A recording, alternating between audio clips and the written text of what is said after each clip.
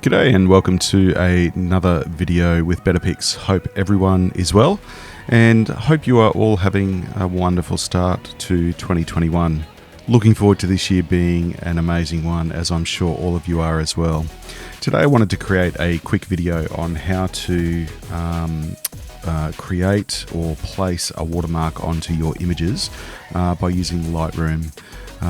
Generally speaking, I always do my watermarking through Photoshop. However, I thought it would be important just to create this video. I have actually had a few inquiries lately and seen a few questions on online forums around creating watermarks in Lightroom and realized I hadn't created a video about it. So I thought I'd create a quick one, as I'd mentioned, and hopefully you'll find it helpful. Alright, so we just have an image here that was I photographed in Scotland a couple of years ago. At the Firth of Forth, beautiful location and view from the coffee shop we were enjoying a little bit of time in. So with watermarking images in Lightroom, there's a couple of ways you can go about it. You can just do a simple text watermark with whatever text you want, or you can use an image or a signature or some sort of logo as well. So there's a couple of options available and we are going to go through both of them. So as you can see, I'm in the library module here. We're just going to go up to edit and we are going to edit watermarks, and you can see this dialog box appears and we have a whole bunch of options of what we can do. So from here, you can see that the first option up at the top on the right hand side is we can go a watermark style of either text or a graphic. So as I mentioned, you can use text or an image or a signature or anything you like, a logo for example. For now, we're going to stick with text and we'll then come back and go through the graphic option.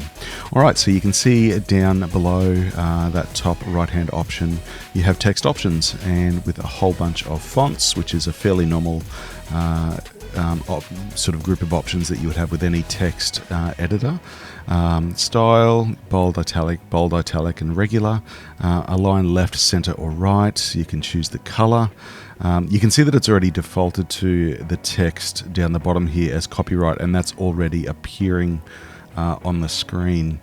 So if we just go center alignment or right alignment, you can see it's only moving a little bit, but it actually allows you to anchor the text. You can see down the bottom there, and then align the text depending on how you anchor that text, which will make a little bit more sense in a second. But certainly when I do click on those, you can see that the text is moving a little bit. Now if I was to put in a little bit more text, copy, right, Better Pics, and I put that in center, it's still only moving a little bit, but still moving, so we'll make a little bit more that will make a little bit more sense when we go down to the anchor down the very bottom. Alright, next options down below, we have a shadow, which you can see as you adjust that, a shadow appears. Offset, you can see all of those options, radius and angle. So plenty of options there if you do want to include a bit of a shadow into your text as well. Alright, watermark effects, opacity, obviously the transparency of the text can be adjusted by using that opacity. Size proportional, you can increase or decrease the size of your text. Obviously you can use the slider bar there, or you can also physically enter a numerical amount to get the size exactly where you all want it to be. And options there to fit or fill as well if you would like to completely have it fill the page. As a quick click, that's a good option. I'd probably tend to use proportional so that I can get the size and position exactly how I like it. So you then have just below on the inset an adjustment to move it in horizontal position relative to where you have the text anchored, and vertical position as well. And of course if you center them back to 0, they will go back to their original position. Now the next one down, you can see we have the anchor, which we can click on any of those 9 circles on the image, and you can have the text anchored to wherever you like. Obviously, depending on what works best for the image and also what works best if you're, there's probably two major reasons why you would watermark your images. One would be a security, so that you're less likely to have people steal your image. Obviously, there's some legalities around removing watermarks, logos or branding or copyright notices from images, but it may also just be for brand awareness if you're publishing images onto social media or onto your website. Just having that brand awareness and consistency there as well can be a really good thing. Also got options there to rotate if you want to have that text or logo rotated to a specific angle and position. So you can see that there's a lot of options around size, opacity, font, position, shadow. There's a whole bunch of options there that you can use to create your watermark so that it appears on your images. So if we go down the bottom here and just click save, you can see that it becomes a preset name. So it becomes a watermark preset, which you then apply as you export your images. So if we just call this copyright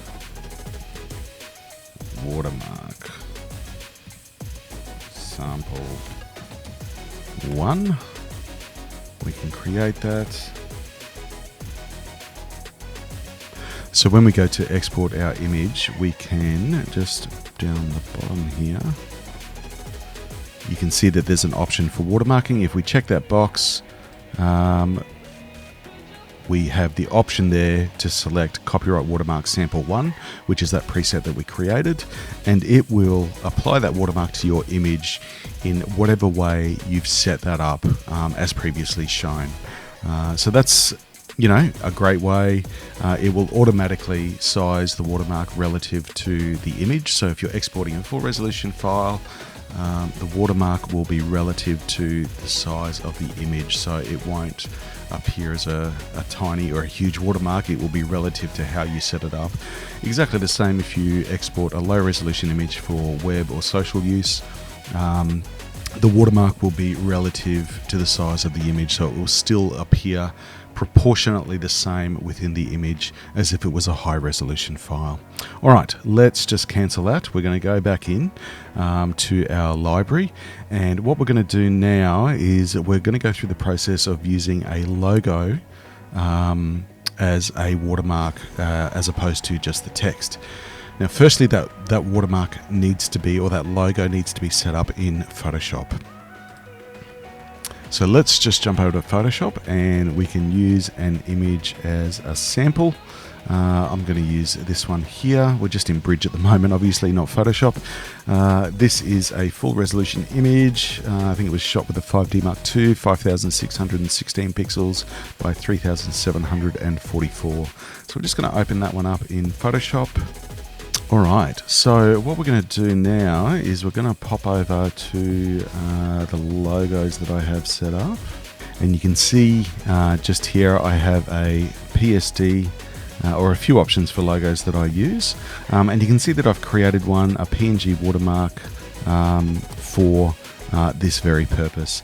Now what you can do is just create a PNG, or you can use a JPEG.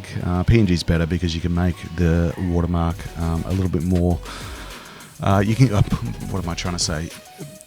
PNG is a little bit better because you can create your watermark specific with different elements at different opacities, as opposed to the opacity control within Lightroom that affects all of the image. Hope that makes sense. You can see here at least the background has a little bit of transparency, whereas the text doesn't. So you have control over those individual layers and your opacity, as I mentioned, as opposed to Lightroom where the opacity affects all parts of the logo. So that's just a little tip worth considering. So what I'm going to do is, you can see, as I said, I've already created that. If we just go back into the master file and open that up, you can see that there's multiple layers here as it's a PSD. Whereas if I go back into the PNG that I've created. If I just want to look at it on an image as an example, I can just click and drag that across. Just close that down. You can see that background, as I mentioned, has a little bit of transparency. I'm just going to reduce it down. This is just for demonstration purposes. I just want to see what the logo actually looks like. Yep, that's great. I'm happy with that, roughly that approximate size. Obviously we can do all these size adjustments in Lightroom. However, I'm happy with that. As I mentioned, there's a little bit of transparency, which you can see the buildings shining through. And I've saved that as a PNG, so it's a single layer and will be easy to apply within Lightroom. I'm just going to close that down. No, we don't want to save it. Just going to head back to Lightroom, and what we're going to do is go back to Edit Watermarks, and we are going to use a graphic this time, as I mentioned.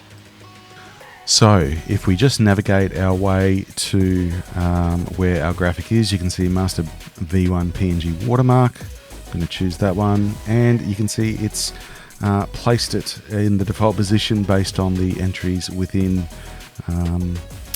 the watermark editor. We can increase the size. We can go over the whole image if we want. We can have it fit the image. Obviously, as I mentioned, I prefer to go proportional. I'm going to reduce that down to about 12. Yep, that's about right. Just going to adjust the position roughly. There we go. Excellent. Obviously we don't have the text options because we've selected a graphic in this case. We can rotate if we want to, which we don't for this obviously, but if you do want to, that option is there.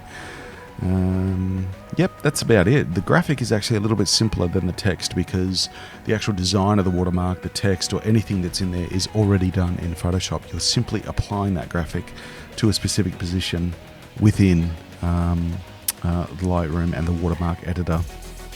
So we're going to save that, and we're going to call it Watermark Logo V1. I always like to put V1 or V2. That way I might have, for example, set one up where I have the logo on the bottom left hand side, V2 might be the top right hand side, V3 might be in the middle.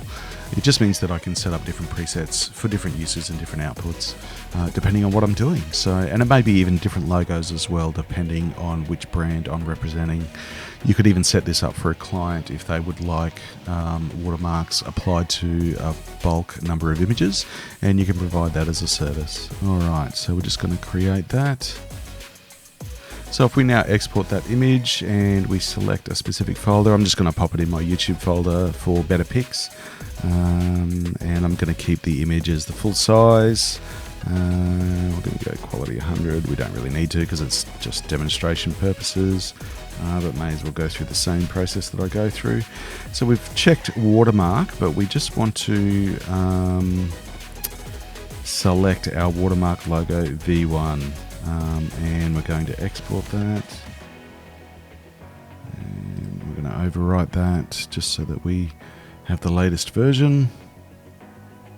Excellent. And if we pop over to Bridge to have a look at that file, you can see that that watermark, that logo has been applied to the image with that little bit of opacity that I spoke about earlier, and exactly in the position that we wanted it to be. You can see down the bottom here that is the full resolution file, 6000 by 4000. That's the original native resolution of the image, and that watermark looks great. It's exactly where and how I wanted it to be placed.